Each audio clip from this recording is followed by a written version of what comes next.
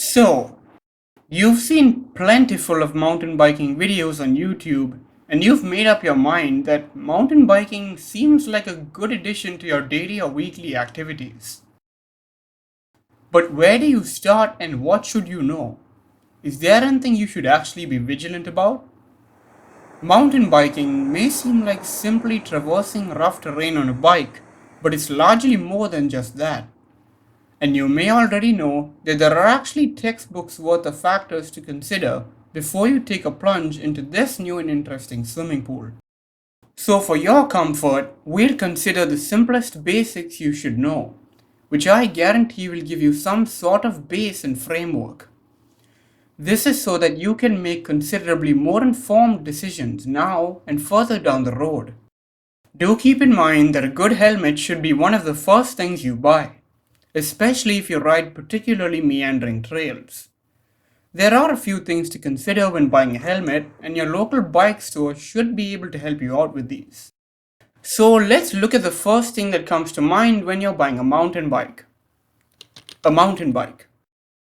Shopping for your first mountain bike can be both confusing and exciting. It can also leave your bank account with a big hole inside it. Whether you're hearing this for the first time or not, remember that mountain biking can wind up being preposterously expensive. Invest in a mid to high-end bike, and you're looking at a substantial improvement in parts, which will work, look, feel, and up to a certain point last much better than those on a lower-end bike. Yeah. But one fact remains. It'll cost you a lot more.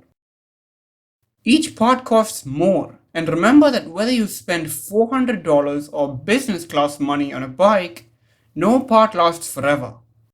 Replacements are and always will be inevitable, regardless of how much you spend on a bike or how much you take care of it.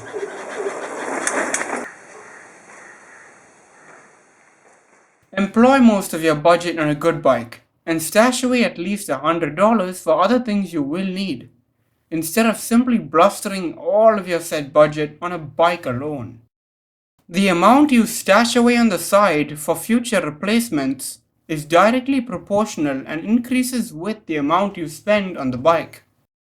A well-maintained mid-end mountain bike will outperform a rarely maintained high-end mountain bike, in my judgment. The point is that maintaining the high-end bike will always cost more. You may have heard that mountain bikes come in two main types: full suspension bikes and hardtails. A full suspension, as the name denotes, has some sort of suspension both on the front and at the rear. Hardtails only have suspension at the front. It's said that if you have less than $1,000 to spend on a bike, a hardtail might be the smartest choice. Why? A hardtail, unlike a full suspension bike, is simple. It's relatively easy to maintain and will cost you much less than a full suspension bike, since linkages, bushings, and a shock all take more time and money to design and manufacture. The fact is, full suspension bikes are commonly a better investment above $1,000. The next feature to look for is a lockout for your suspension. A lockout is typically a blue knob you'll find on the top of your suspension fork. It enables you to stop the fork moving or restrict its movement almost completely.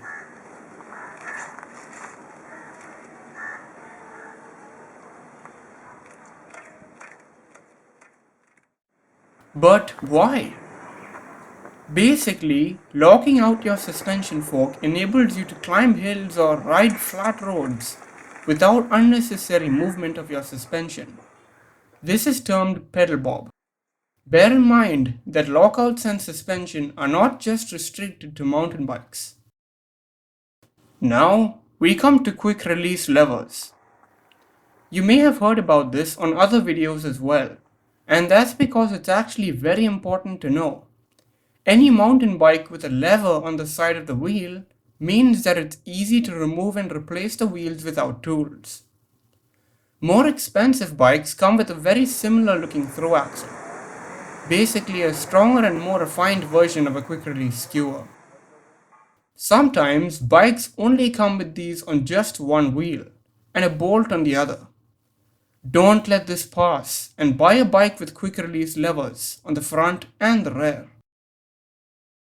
The next feature is disc brakes. A mountain bike with disc brakes provides equally good stopping power in all weather conditions. This is because it's located further from the ground instead of on the rim itself. Whether cable operated or hydraulic like on more expensive bikes, any disc brake is better than a rim brake on your first mountain bike. While you're out mountain bike shopping, you may come across some other things like tubeless tires, carbon parts, ramp control damping, rebound damping, wider bars, dropper seat posts, and many other things like that.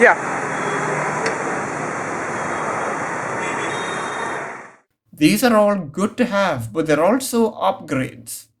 And I'll underline that what we're talking about are the basic things your first mountain bike should have.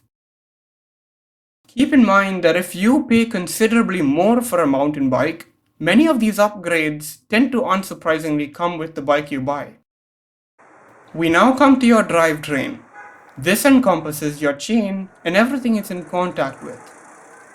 You'll encounter three types of drivetrains on mountain bikes: the 1x, the 2x, and the 3x. Like the designation states, a 1x has only one chainring up front, consequently eliminating the need for a front shifter. 2x and 3x have 2 and 3 gears at the front respectively.